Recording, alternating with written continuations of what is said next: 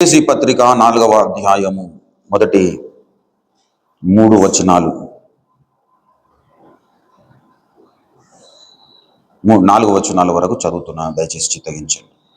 కాబట్టి మీరు సమాధానమును బంధము చేత ఆత్మ కలిగించు ఐక్యతను కాపాడుకొనుట యందు శ్రద్ధ కలిగిన వారై ప్రేమతో ఒకరినొకడు సహించుచు మీరు పిలువబడిన పిలుపునకు తగినట్లుగా దీర్ఘశాంతముతో కూడిన సంపూర్ణ వినయముతోనూ సాత్వికముతోనూ నడుచుకొనవలెనని ప్రభువును బట్టి ఖైదీనైన నేను మిమ్మును బతిమాలుకొనుచున్నాను.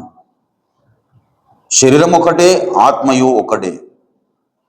ఆ ప్రకారమే మీ పిలుపు విషయమైన మీ ఒకటే నిరీక్షణ యందుటకు పిలువబడితిరి. చదవబడిన ఈ పరిశుద్ధ లేఖన భాగమును దేవుడు మన వినికిడిలో ఆశీర్వదించి ఫలింపచేయును గాక. ఆమేన్. ప్రభువునందు నాకు అత్యంత ప్రియులారా, అపోస్తులుడైన పౌలు భక్తుడు ఎఫెసీ సంఘానికి ఈ పత్రికను రాస్తూ మీరు శ్రద్ధ కలిగిన వారై ఉండుమంటున్నాడు. ఏ విషయంలో శ్రద్ధ కలిగి జీవించమంటున్నాడంటే, మీరు సమాధానమును బంధము చేత ఆత్మ కలిగించు ఐక్యతను కాపాడుకొనుట యందు శ్రద్ధ కలిగిన వారై ఉండాలని మరి ఒక ఆజ్ఞను అప్పగిస్తూ వారిని బతిమాలుచున్నాడు. వీరు అప్పగింపబడుతున్నది ఆజ్ఞ, కానీ పౌలు భక్తుడు వారిని బతిమాలుచు ఈ ఆజ్ఞను అప్పగిస్తూ ఉన్నాడు. ఎందుకు బతిమాలుచున్నాడు అంటే, మీరు పిలువబడిన పిలుపు ఏదైతే ఉన్నదో దానికి తగినట్లుగా అంటున్నాడు. మీరు పిలువబడిన పిలుపునకు తగినట్లుగా అనే మాట చాలా శ్రేష్టమైనది ప్రియులారా.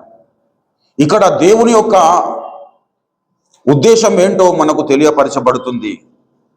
మనము పిలువబడిన వారము. హల్లెలూయా. మనము ఎవరము అంటే దేవుని చేత పిలువబడిన వారము. మొదటి కొరింథీ పత్రిక దయచేసి మొదటి అధ్యాయము దయచేసి 9వ వచనములో చూసినట్లయితే, మన ప్రభువైన యేసుక్రీస్తు అన్న తన కుమారుని సహవాసమునకు మిమ్మును పిలిచిన దేవుడు నమ్మదగినవాడు. 26వ వచనము చూడండి. సహోదరులారా, మిమ్మును పిలిచిన పిలుపును చూడుడి. మీరు లోకరీతిని జ్ఞానులైనను గనులైనను గొప్ప వంశపు వారైనను ఆయనకులు పిలువబడలేదు గాని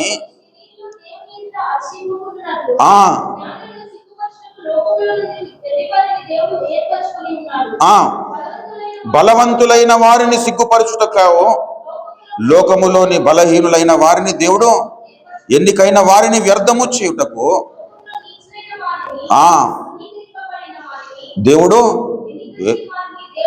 ఏర్పాటు చేసుకొని ఉన్నాడు. దేవుడు పిలిచాడు, దేవుడు ఎన్నిక చేసుకున్నాడు, దేవుడు ఏర్పాటు చేసుకున్నాడు. ఎవరిని? తృణీకరింపబడిన వారిని, వెర్రి వారిని దేవుడు పిలిచాడు. పిలిచి మనల్ని ఏర్పాటు చేసుకున్నాడు.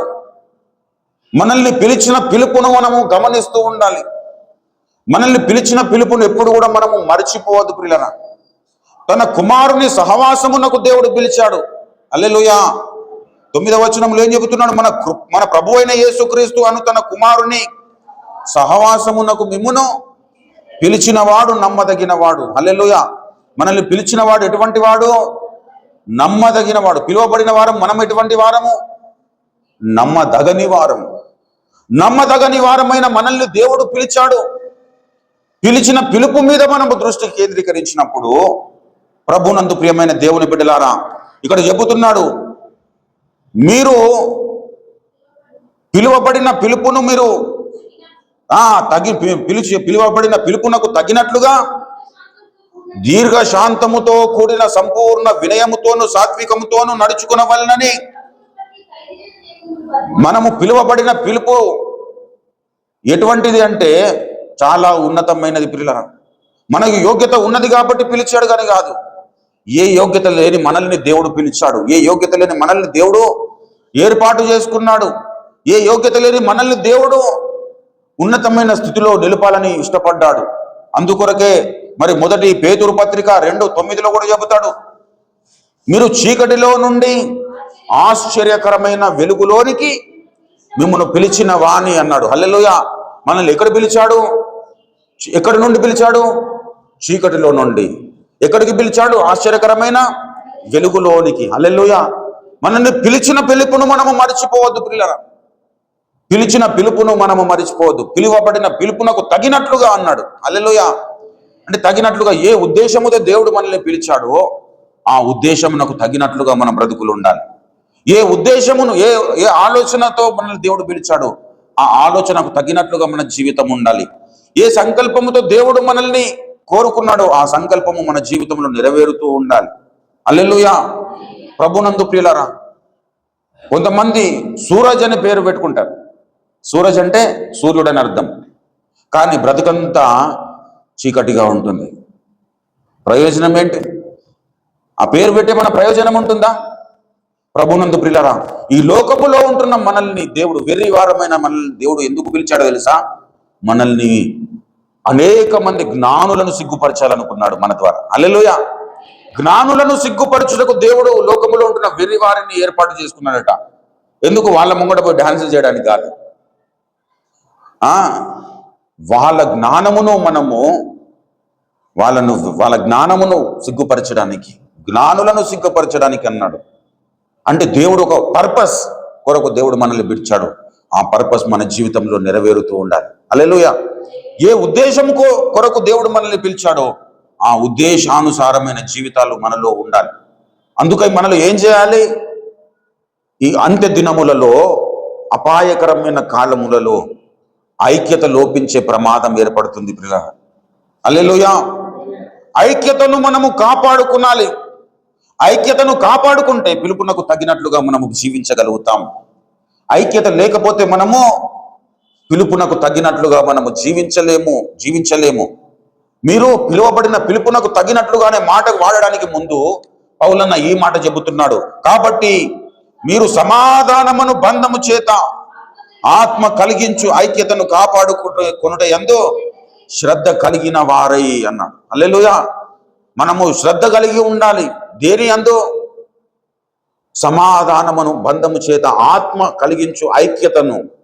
పరిశుద్ధాత్మ దేవుడు మనల్ని ఏం చేస్తాడో ఐక్యతలోనికి నడిపిస్తాడు, ఏకత్వములోనికి నడిపిస్తాడు. ఏ విషయంలో ఏకత్వములోనికి నడిపిస్తాడు? అక్కడనే ఆ 4వ అధ్యాయంలో చెబుతాడు. దయచేసి 11వ వచనము, మనమందరము విశ్వాస విషయములోను దేవుని కుమారుని గురించిన జ్ఞానము విషయములోను ఏకత్వము పొంది. హల్లెలూయా. ఏకత్వము పొందాలి, ఐక్యతను సంపాదించుకోవాలి. దేవుని కుమారుని గురించిన జ్ఞానము విషయంలో ఏకత్వము పొందుమంటున్నాడంటే దేవుని కుమారుని గురించిన జ్ఞానము విషయంలో భిన్నత్వం ఉన్నదని అర్థము. మనము సంపూర్ణులము కావాలి. ఇది దేవుని యొక్క ఉద్దేశము. దేవుడు మనల్ని పిలిచినప్పుడు మనల్ని అసంపూర్ణులుగా ఉండాలని ఇష్టపడి పిలవలేదు పిల్లరా. మనము పిలువబడిన వారు మనమందరము సంపూర్ణులము కావాలి, అనునాంగులము కావాలన్నాడు. యాకోబు పత్రిక 1వ అధ్యాయము దయచేసి 4వ వచనములో చూసినట్లయితే,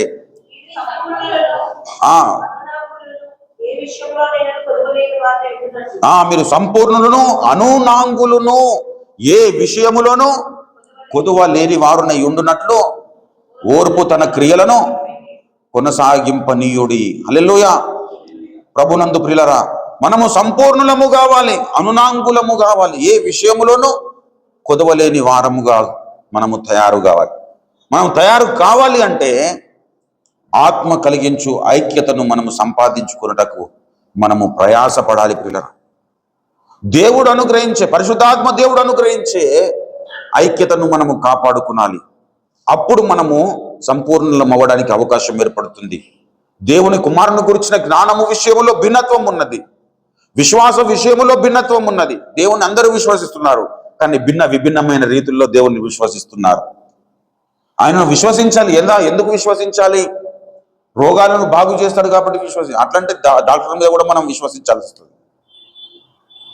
నిత్య మోక్ష రాజ్య వారసులనుగా దేవుని ప్రతిబింబాలుగా దేవుడు మనల్ని చేస్తున్నాడు అనే విషయాన్ని మనము విశ్వసించాలి పిల్ల.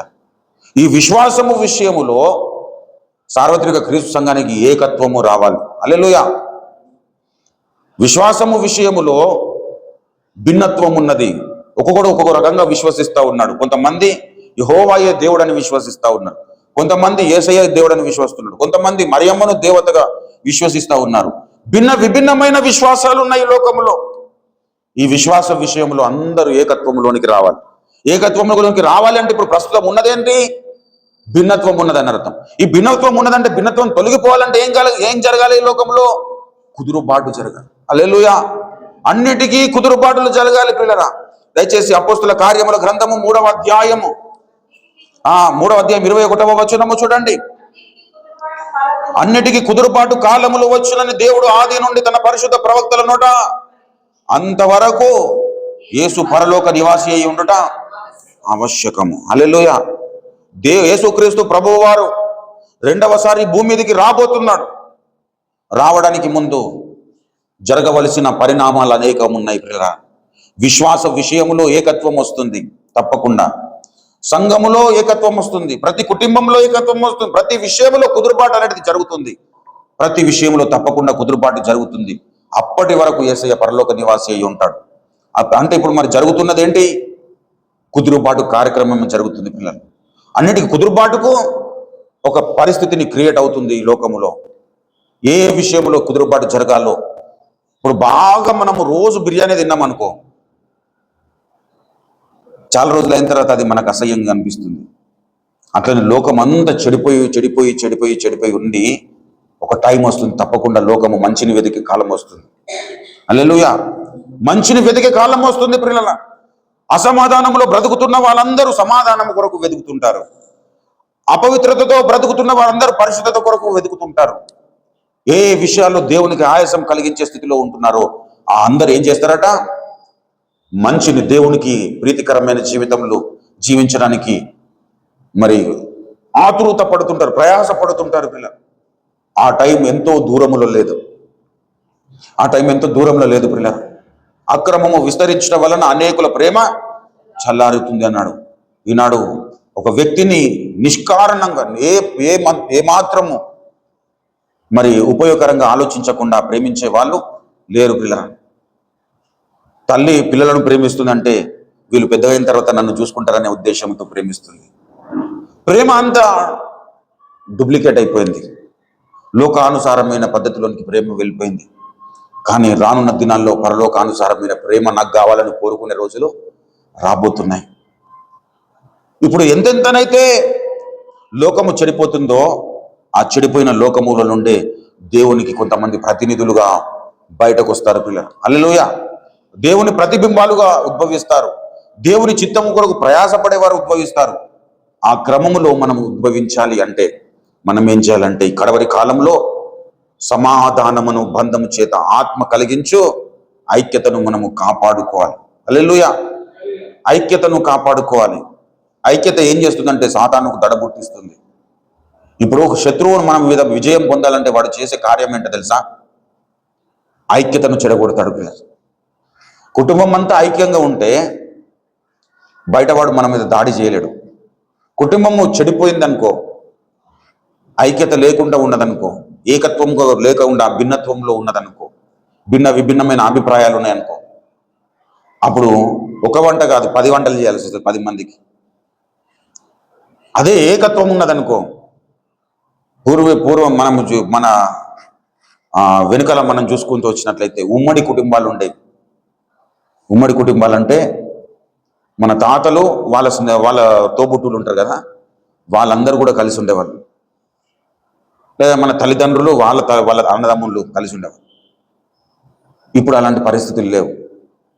ఒక కడుపున పుట్టిన బిడ్డలే మరి డివైడ్ అయిపోయి జీవిస్తూ ఉన్నారు. అప్పుడు ఏమైపోతుంది తెలుసా? దుష్టునికి అవకాశం లభిస్తుంది. దుష్టునికి అంటే భౌతిక జీవితం విషయంలో మాత్రమే నేను మాటలు చెప్పట్లేదు, ఆత్మీయ జీవిత విషయాలను గురించి మాట్లాడుతూ ఉన్నాను పిల్ల. ఇప్పుడు విభిన్నమైన డినామినేషన్లు ఏర్పడడానికి బలమైన కారణం ఏంటంటే దుష్టుని యొక్క కార్యము పిల్ల. మనుషుల కార్యములు కావు, దుష్టుని కార్యం. విడిపోవడం అనేది జరగడం వలన సంఘము బలహీనపడుతుందని వానికి తెలుసు. కాబట్టి ఒక సేవకునికి ఇంకొక సేవకునికి వాక్యము ఇంకొక రకంగా అర్థమయ్యేటట్లుగా వాడు ప్రేరేపించాడు. హల్లెలూయా. దేవుని ప్రేరేపణ ఉన్నది, దుష్టుని ప్రేరేపణ కూడా ఉన్నది. పిల్ల గలతీ పత్రిక 5వ అధ్యాయం 8వ వచనంలో ఈ ప్రేరేపణ మిమ్మును పిలిచిన వాని వలన కలుగలేదు అంటాడు. మీరు బాగుగా పరుగెత్తుచుంటిరి, సత్యమునకు విధేయులు కాకుండా మిమ్మును ఎవడు అడ్డగించెను. ఈ ప్రేరేపణ మిమ్మును పిలిచిన వాని వలన కలుగలేదు అంటే దేవుడు పిలిచిన పిలుపు ఒకటి ఉన్నది, దుష్టుని అపవాది పిలిచే పిలుపు కూడా ఉన్నది. పిల్ల దేవుడు పిలిచే పిలుపునకు ఎవరైతే లోబడతారో వాళ్ళలో ఏకత్వం ఉంటుంది.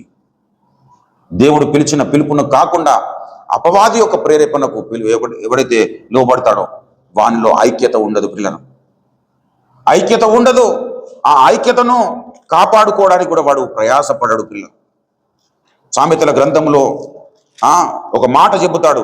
18వ అధ్యాయము, సామెతల గ్రంథము 18వ అధ్యాయము 1వ వచనము చూడండి. వేరుండ గోడువాడు స్వేచ్ఛానుసారముగా నడుచుకునేవాడు, వాడు లెస్సైన జ్ఞానమునకు విరోధి. మంచి జ్ఞానమునకు విరోధి అడట వీడు, క్షేమకరమైన జ్ఞానానికి విరోధి. ఎందుకు విరోధి అవుతున్నాడంటే వేరుండ కోరుతున్నాడు, సపరేట్ అవుదాం అనుకుంటున్నాడు. సపరేషన్. వేరుండ గోరువాడు స్వేచ్ఛానుసారముగా నడుచువాడు. హల్లెలూయా. ఇప్పుడు ఉమ్మడిగా ఉంటే మా నాయన చెప్పినట్టు వినాలి, ఉమ్మడిగా ఉంటే మా అన్న చెప్పినట్టు నేను వినాలి, ఉమ్మడిగా ఉంటే నా సొంత నిర్ణయాలు చెల్లవు. కాబట్టి ఏం చేస్తున్నాడు? వేరుండ కోరుతున్నాడు, స్వేచ్ఛానుసారముగా నడుచుకునే వాళ్ళని. హల్లెలూయా. ప్రభునందు ప్రియమైన దేవుని బిడ్డలారా, వేరుండ కోరువాడు స్వేచ్ఛానుసారముగా నడుచువాడు అంటున్నాడు. అయితే వేరుండడానికి ఇష్టపడుతున్న వారు కూడా ఈ లోకంలో ఆత్మీయ జీవితంలో ఉన్నారు. ఎందుకో వాక్యానుసారమైన జీవితంలో జీవించకుండా ఉండడానికి తోచిన బోధలు చేస్తూ ఉన్నారు, తోచిన తలంపులను మరి సంఘం మీద రుద్దుతూ ఉన్నారు. వాక్యమును పక్కన పెట్టేసి వాక్యమును కలిపి చెరుపుతా ఉన్నారు. ఇవన్నిటినీ తొలగిపోవాలంటే మనం ఏం చేయాలి? దేవుడు అనుగ్రహించే ఐక్యతనందు మనము వేరు పారిన వారమై నిలబడాలి. అప్పుడు మనము పిలిచిన పిలుపును మనం గౌరవించిన వారం అవుతాం. మన పిలుపును బట్టి మనము నడవగలుగుతాం, తగినట్లుగా జీవించగలుగుతాం. పిలిచిన పిలుపుకు తగినట్లుగా మన బ్రతుకులు ఉండాలి అంటే దేవుడు ఏ ఉద్దేశం కొరకు నన్ను పిలిచాడో ఆ అవగాహన నీలోనికి రావాలి. హల్లెలూయా. అంటే ఒట్టిగానే పరలోకం తీసుకుపోదామని పిలివాడు దేవుడు. అరే నువ్వు ఇక్కడ ఉండడం నాకు ఇష్టం లేదు కాబట్టి నిన్ను పరలోకం తీసుకుపోవడానికి పిలుస్తున్నాను అట్లా పిలవలేడు. నువ్వు ఏ విషయంలో అయితే డ్యామేజ్ అయ్యావో, నువ్వు మొదటగా ఏదేను తోటలో నీ పితరుడైన ఆదాము సృష్టింపబడ్డప్పుడు అతడు నా పోలికలో సృష్టింపబడ్డాడు. నా పోలికలో సృష్టింపబడ్డాడు కాబట్టి ఆ పోలిక డ్యామేజ్ చేసుకున్నాడు. తినకూడదన్న పండు ఎప్పుడైతే తిన్నాడు, తినకూడదన్న పండు తిని నా పోలిక డ్యామేజ్ అయిపోయింది కదా, ఆ డ్యామేజ్ అయిన పోలిక మరలా నీకు అనుగ్రహించడానికి దేవుడు పిలిచాడు. హల్లెలూయా. ఎందుకు? అప్పుడు ఆదాము అవిధేయుడు అయ్యాడు, నువ్వు విధేయుని కావడానికి దేవుడు నిన్ను పిలిచాడు. ఆదాము అపవిత్రుడయ్యాడు, నిన్ను పవిత్రుడుగా చేయడానికి దేవుడు నిన్ను పిలిచాడు. ఆదాము అనీతిమంతుడయ్యాడు, నిన్ను నీతిమంతునిగా చేయడానికి దేవుడు నిన్ను పిలిచాడు.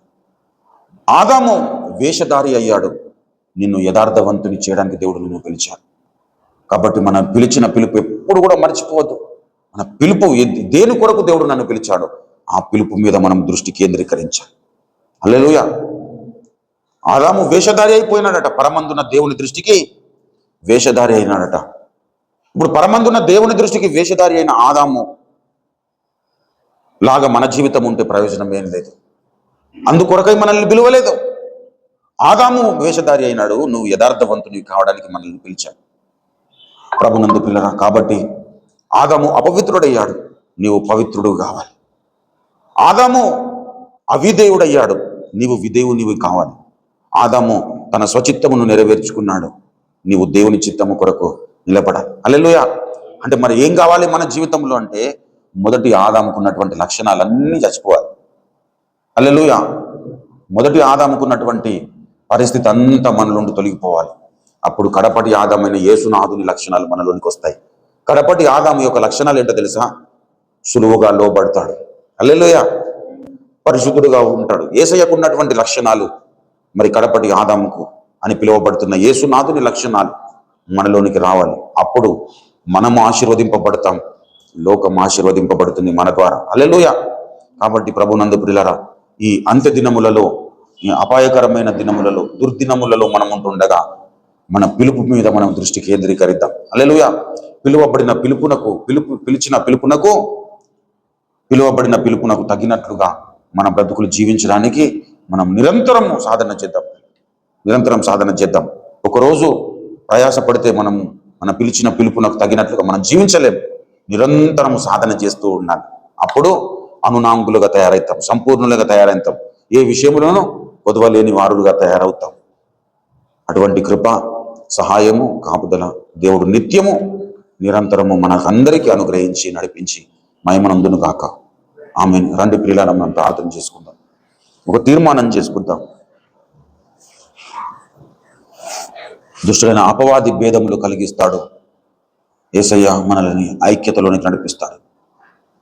సమాధానమును బంధము చేత ఆత్మ కలిగించు ఐక్యతను మనము కాపాడుకున్న వారమై పిలువబడిన పిలుపునకు తగినట్లుగా మన బ్రతుకులను జీవిద్దాం పిల్లలు.